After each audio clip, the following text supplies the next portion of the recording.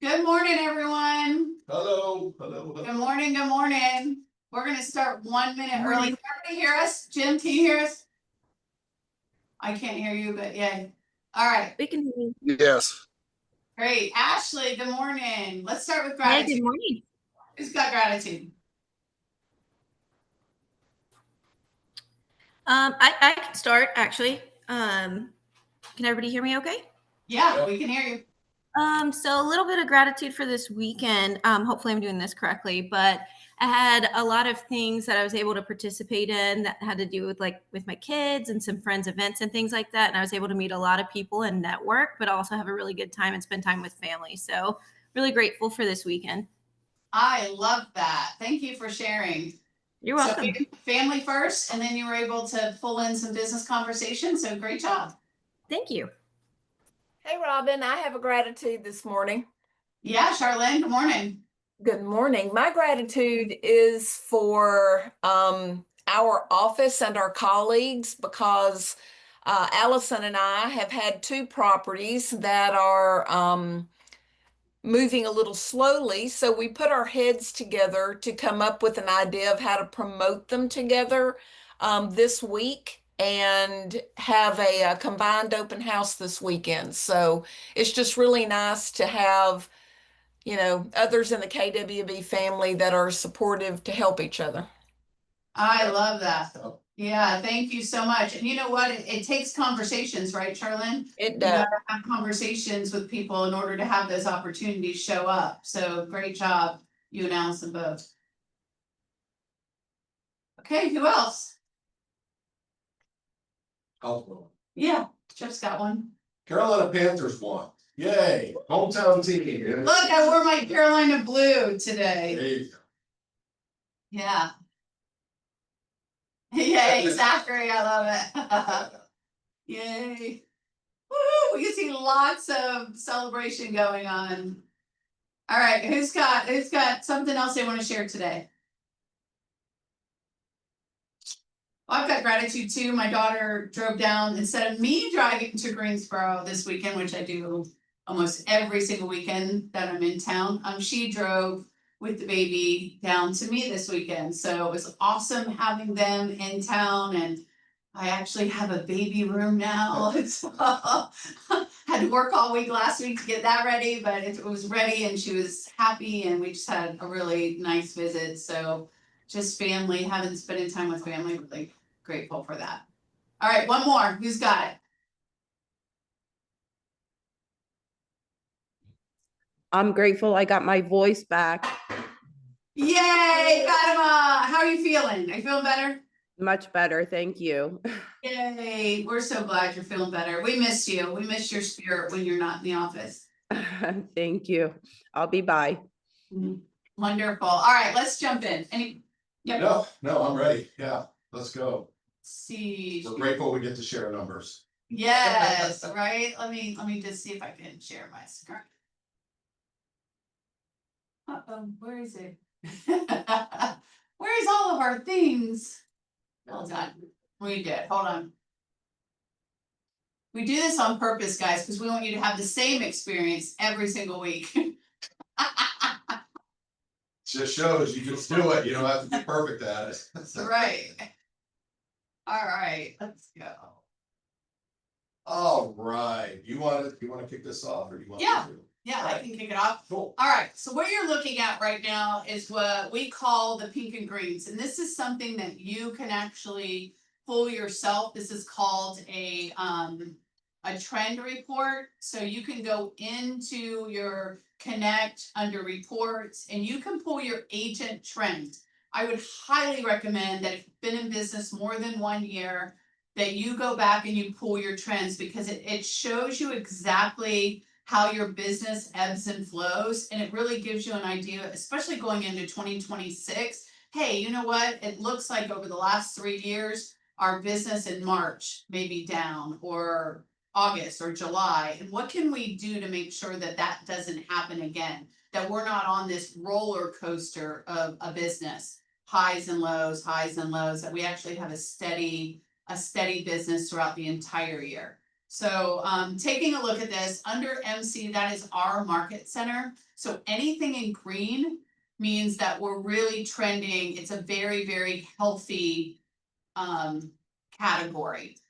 Any Just say 10% or greater increase. 10% or greater, and actually, we do 10% or greater, but I will tell you that, and if you're looking at your business and any business out there really, Chip, if they were anywhere 5% and above, I mean, people think that's a pretty healthy. Oh. Our standard is very different, our 10% standard, it means a very healthy business, right? Yeah, exactly. You can see some of these will be maybe less than 10% increase, but however, it's still an increase. Yeah. So yeah, the pink is like negatives. Yeah, so what we do as a leadership team, to help you all as agents, is we take a look at this and go, okay, where can we improve, or what are some of the things that we need to take a look at and maybe provide more training around, more masterminds around, maybe we bring in a guest speaker about it, what can we do to help all of you? So if you were looking at this under the MC category, what's the one thing that stands out to everyone? And by the way, MOM is not your mom reporting your numbers, it's month over month. So it's comparing this would be August to August of last year. And then the YTD is year to date through August, January 1 through August, compared to the same period last year. Yep, thank you. Yep. So what's the first thing that kind of screams out? Listings taken. Listings taken, yep. So down 0.6%. However, I mean, I always look for the positive, right? Year over year, we're actually up 15% in listings taken than we were last year. So the market center as a whole, year over year, if we were gonna look at last year versus this year, up 15%, which is really, really good. However, what we need to make sure is that we continue taking listings, because listings are, you control the entire market when you take a listing. It's your leverage. It's your complete leverage, and it's opportunity for what? More business, because if it's marketed right, they say in the MREA, it used to be 2, now it's at least 1 buyer from that listing marketed the right way. So you're doubling your business just by taking the listing. So we really wanna be sure that we're looking for listings, and some people say, well, there's just no listings out there. You're right when you say that, by the way, because that's exactly what your brain is gonna look for, no listings, right? It's almost like, anybody ever buy a car and you're like, oh, I've never seen this color, I absolutely love this color, I'm gonna buy this car, and then you buy the car, you go off onto the freeway, and what's the first thing you see? That color The color, the car. that you- all over the place. Everywhere, you pass like 10 of them on the way home. So the brain is very, very powerful, so be careful what we feed it. If we say there's no listings, that's exactly what will show up. If you say there's an abundance of listings, I just have to find them, That's what will show up. that's exactly what will show up. Okay, what else? What other stories are in these numbers that could help you as an agent? By the way, our market center is in what region? Carolinas region, right? How did the Carolinas region, how did that area fare, the 2 states and listings taken? They're down 23.5% month over month. KWRI, which are national numbers for Keller Williams, all of these, down 19%. We're down 0.6%. Yeah, We're down less than 1%. which means we're leading Well, the entire region. yeah, you've gotta have, you gotta have the training, you gotta have you gotta be willing to have these kind of conversations, right? Where you bring reality into focus, and these are the results then that show up. Mhm. You outperform the market. Here we're just comparing the world of KW to KW, but yeah, we're outperforming the region.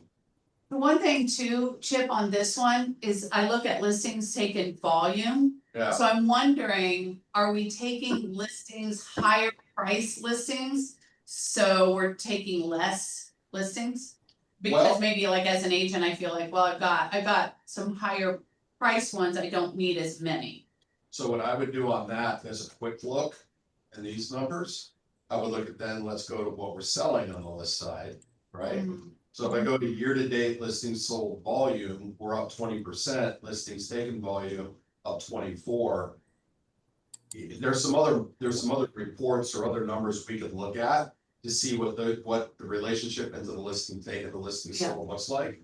But here I'd say there might be a little bit of an indication of higher listing prices that we're taking them, but we're still getting the volume sold. Mhm. How can an agent use these numbers? We used to have I think we still have that graphic that we can go into called the local expert. Yeah, So you can actually brand it to yourself. What numbers would you pull out if I was meeting with a seller? I mean, what's the story that you would tell? I would pull these numbers, actually. I would look at the listings taken and the listings sold, those 4 categories. By the way, when it says listings taken, guys, it's listings taken units. So it's one listing that was taken. The volume, remember, volume just is another word for value. It's the total value of everything of all the listings that were taken. Right. Alright, so I would just pull those 4 categories out. If I were gonna go meet with a seller and go, this is what how our office is performing in the marketplace in these categories of working with sellers. But then I would also have it backed up with some more regional numbers, say from the MLS, that would speak to those same 4 categories. Yeah, absolutely. And just see how we're comparing against the market as a whole, not just against ourselves, which, are pretty impressive numbers, to be honest. Questions, comments, ahas around these numbers? I wanna bring up one other one, cause I find this one like super, super exciting. Okay. Go down and close GCI. First of all, for the year, up 23%, but month over month, up 45%. Either way we look at it, to me, gross commission is agent money, right? So this is what I look at. Agents are performing so well in the market out of this market center that they're seeing their pay, their money coming in at those kind of staggering double-digit increases. 45% That's pretty damn impressive, sorry. over last year. So I had to bring that one up. So That's- yes, and, okay, so I'm gonna be the black hat right now. Oh, come on, not that Sorry. money. Sorry. So then I go down to paid on volume, okay? Yep, So this is what comes in as far as company dollar. So when you're negative 0.40%, what that's telling me is that the majority of the business, and you can kind of look at KWRI's numbers along the these region, numbers, yep. that the majority of the business is being closed by what? Cappers. Cappers, people that are at 100%, which we love, by the way. I love when I want to get it to 100% as fast as possible. Yep, And I look at that and go, okay, what can we do in the market center to make sure that everybody gets to cap status?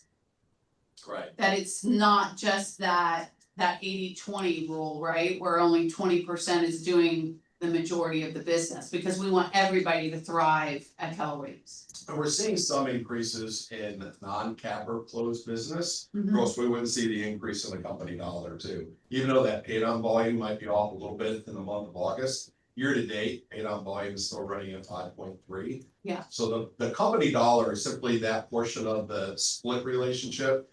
That is the revenue for the office, and we run then the office off of that revenue, pay the expenses, and then we go into profit share. Okay, look at profit share. 13.9%, 10.9, you don't see that in the region or within KW either. No, look at those numbers in the region, and also, so again, if you're not participating in profit share, completely okay, your choice. I just always like to say that. However, you might be missing out on opportunity. I don't purposely put people in my downline, because this is my job and this is what my blessing back to you. So if someone says, I wanna name you, I literally say, well, let's name somebody else. No, I wanna name you. No, we're gonna name somebody else. However, when I was in production, I had a few people in my downline because I did believe in profit share. So I literally just got a deposit into my bank for $250. Doesn't sound like a lot, right? But it was a blessing that I didn't even expect to come. It paid for something for the baby room. It did. It paid for the Nanit, the video camera. There you go. So again, if you're not having those conversations, trust me, there's agents out there, and I hear this over and over again that say, wow, no one ever talked to me about Keller Williams until Fatima had a conversation, or Charlene had a conversation, or whoever had the conversation. So people, when you have the conversation, it makes them feel special, by the way. It makes them feel seen.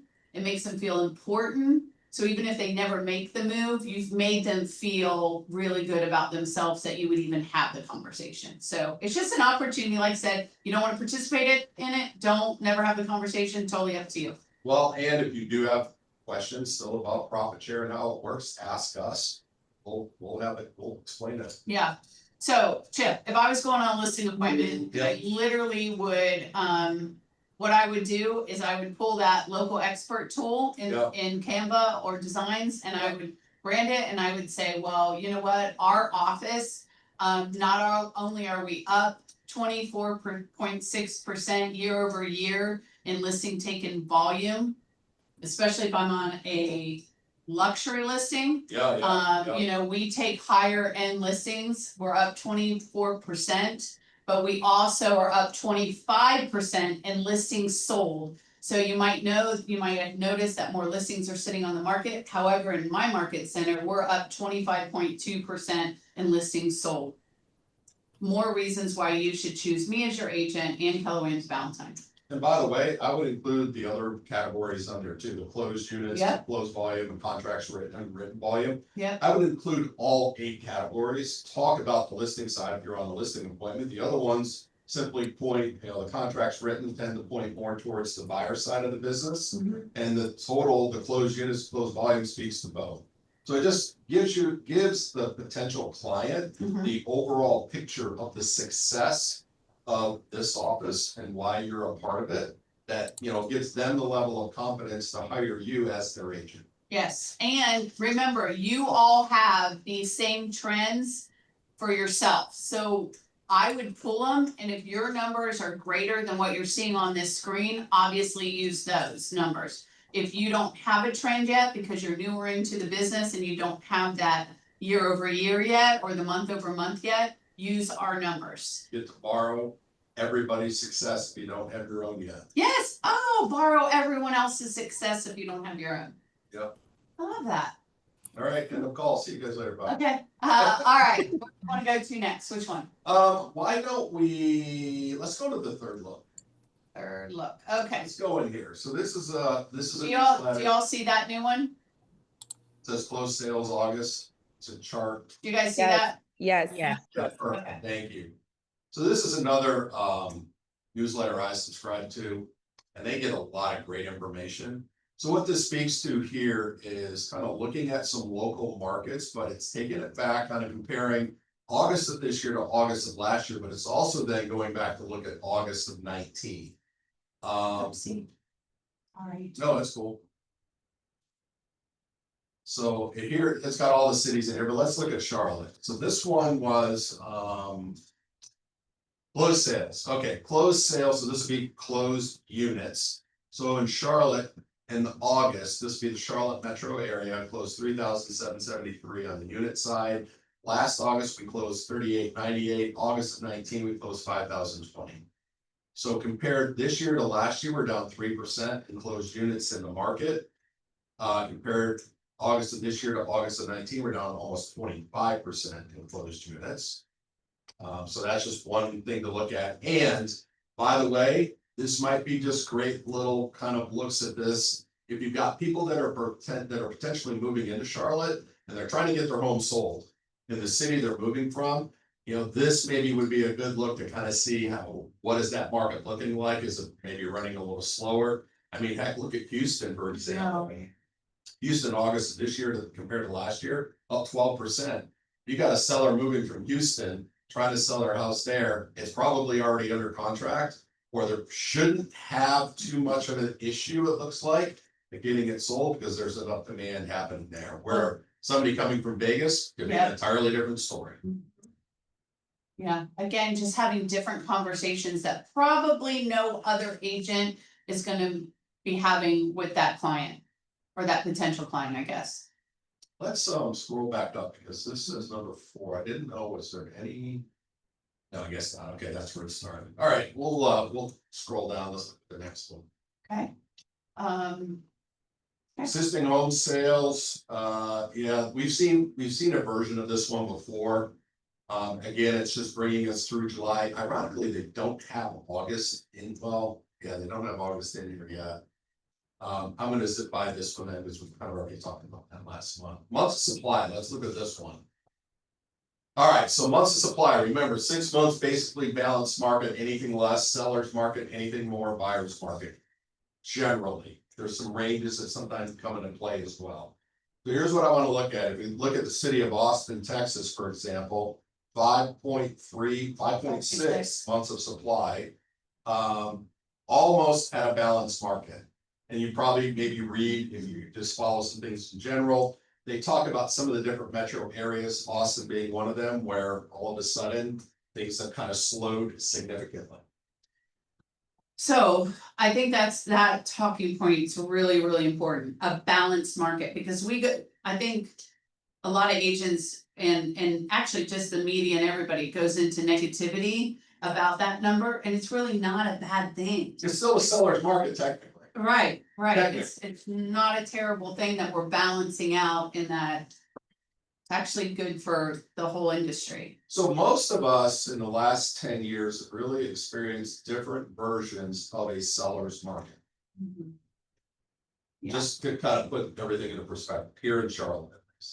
All right, if you see down here, they lumped South Carolina in as one area. Months of supply, 3.9 months of supply. And then we get to, yeah, let's look at Raleigh, 3.4, Charlotte, 3.2. Just some of the numbers that are happening out there. Just out of curiosity, who has the least? This report. Where do we, Santa Clara, California, 1.7 months. New Hampshire, 1.9 months.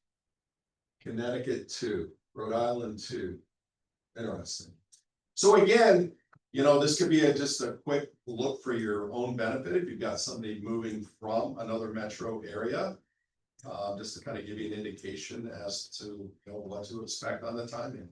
The more months of supply, the little bit, it could potentially take longer to sell. Doesn't have to, depending on the motivation of the seller, but it helps. Numbers like this should help us have the right conversation with the seller. higher level conversations. Yeah, just have a conversation, educate people on what's going on.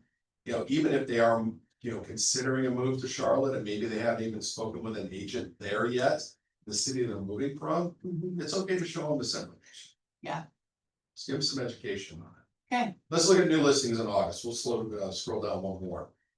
So Charlotte. New listings down 3.5%. Why is this important?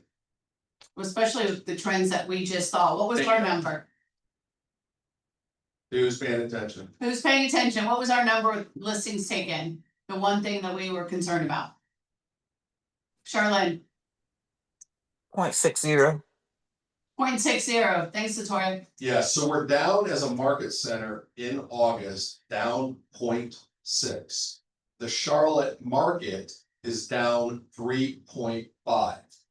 And check this out. That's versus 19. That's 19. Yeah, that's not. Yeah, Where are they? Let's take a look at this. so consider this, guys, the market did have, had a decline of 3.5%. If our decline is less than that, we're still outperforming the market. Absolutely. Yeah. I think that's important for us to look at, and again, you can look at all the metro areas. Yeah. Look at Maryland, down 18%. It's crazy. Mm-hmm. All right, cool, that's what I wanted to look at on that one. Okay. All right, and then finally, we got one other one to look at here. and I found this kind of interesting because this could give us a little forecast as to what to expect. Again, this is another newsletter I subscribe to. It's commercial real estate one, even though I don't sell commercial real estate. Why? Because it talks about things like this, multifamily, construction, pipelines and demand and all of this stuff. So if we scroll down a little bit in this article, what we see here, right? Yeah, well, I guess just right here. So what they're talking about here, Cushman and Wakefield did a Q2 study that basically said 116,000 units were absorbed in the second quarter. What that means is absorbed means brought online and then rented. So our year-to-date absorption in that one is 216,000 units. The bigger story in this, it says despite this, new construction has dramatically slowed, with fewer than 500,000 units under development nationwide, the lowest total since 2016. Guys, we're talking about almost a 10-year low in the amount of new homes, even though they're apartments, that are coming on board and being available for rent. So when I look at that, first of all, it speaks to it a little bit more in this article. It says, okay, probably in 2026, then we should expect to see probably a pretty healthy increase in rents. It sounds great for investors. It may not sound so great for people that are renting. And could that be a driver that drives people into the buying conversation versus trying to figure out, do they really want to rent something and pay $3,000 a month for it now? So this could be another thing that drives the housing demand for the purchase side. And, you know, it kind of lines up with all the other forecast models we're looking at that talk about future buyer demand in terms of buying, not just, you know, resale homes, but new construction homes as well. And there was even something else that came up on that said, you know, that's starting to also weaken in terms of the pipeline flow of future bills for residential purchase. Yeah, and I think if I'm an agent and I know this information and I know it's coming, I already see it happening. Then my conversations with the buyers that are saying, you know, I think we're just gonna rent for another year or two. Right, because they may get stuck in a situation where it's hard for them to get out of it. Bring this up. Or if somebody goes, I don't know, you know, now's the best time, I'm worried about buying and then prices falling. Okay, these are the kinds of articles we can talk about and the information we can bring up in, again, a realistic conversation that says, well, there's some other things to talk about. Somebody says, you know, I'm afraid of buying and that the house value might decline. But, you know, if we just talk about general terms like this, I mean, there's not really much in the way of indications that are showing that for us right now. This is just one more talk. Even the top sentence, stronger renter demand is colliding with the slowest construction pipeline in nearly a decade, setting up a supply crunch in the market. So just having that conversation. Economics, the law of supply and demand, it's not a suggestion, it's a law. It's real. You know, high demand, low supply, usually prices of anything go up. All right. All right, questions, comments, ahas?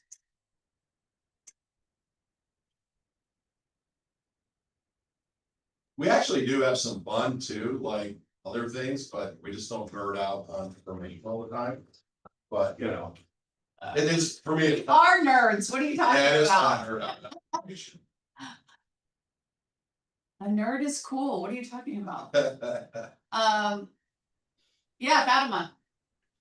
So there is I don't know, that podcast I'd like to listen to, that Keller Williams Realty Market Update. They put it out there, I think once a month. So it kind of gives me an overview too. So I don't know if some people have listened to it in our call, but I recommend it. It gives you a good overview of the numbers of the whole country. Of course, it doesn't focus just in Charlotte, but it's a great podcast to listen to on the way to an appointment or whenever. Yeah, I love that, on the way to an appointment, yeah. Yeah, Fatima, and as much as, yes, it's talking about the entire country, not just local, is it important to know what's happening in the country? Because eventually, does it affect us? The country moves here. Yeah, exactly. Yeah, so it does. So it's really good that you're listening to that and you know the overall picture of what's happening. So thank you for that. 2 more AHAs today. AHA's agent helping agents. That's what AHA means. As you're thinking, tomorrow's team meeting, we're gonna have an amazing panel, by the way, of team agents that are getting their clients across the finish line to closing. They're gonna give us their best practices, what they do, so please be in team meeting tomorrow at 11 o'clock. It's gonna be an awesome, awesome day. Any other updates you wanna give? Hey, join for 7:45 call, and I've seen a huge amount of people like new faces on there recently. We typically find a topic 1 week, sometimes it's similar to things we're talking about here. But you really, a lot of it lately has just been around just our mindset with sales, how we think about the business, the industry, how our clients think about the industry and opportunity. Last week was all about, you know, how do we compete against our competitors and preparing for some of the resources around that. Really great mindset call. If you are new to this call and you would like to introduce yourself to everybody, I would love that because I do see some new faces. If you could just unmute yourself and introduce yourself. I'm Latanya Greenhill. I'm new to the call. Yay, Latanya, thanks for Yeah, being here. I see you. Hey, I'm Mary Vines. I just joined with the Valentine office last week. Hey, Yay, Mary. Mary. Anyone else? All right. Well, We it's appreciate 8:30. you We guys. appreciate you guys. Have an amazing, amazing day. Can you share the link for that 7:45 call, please? We'll send it out, Zach, on the Facebook group. We can also send it out, probably, I'll have Liz send that out to everybody. Yeah, just to make sure. It's a Google Meet, so don't look for a Zoom link. I use Google Meet instead. But same format, super easy to get. Awesome. Yes, if you could send that out via email, that would be perfect. Unfortunately, I'm one of the guys who got my Facebook hacked. So Oh, yeah, cool. okay. Yeah, we'll send it out via email. awesome. Have a great day. All right. It appreciate also it. helps if you do the office calendar to your Google Calendar. You can join straight from there if you have them linked. Thank you, Nathan. Yeah. Yep, that is right. Yeah, add the office calendar to your Google Calendar. Thank you for that, Nathan. Great idea, Nathan. Thank you. Yep. All right, guys, have a blessed day. We're Appreciate here. you If you guys. need us, just ask. Thank Bye, Thank you. you. Thanks, Bye. guys.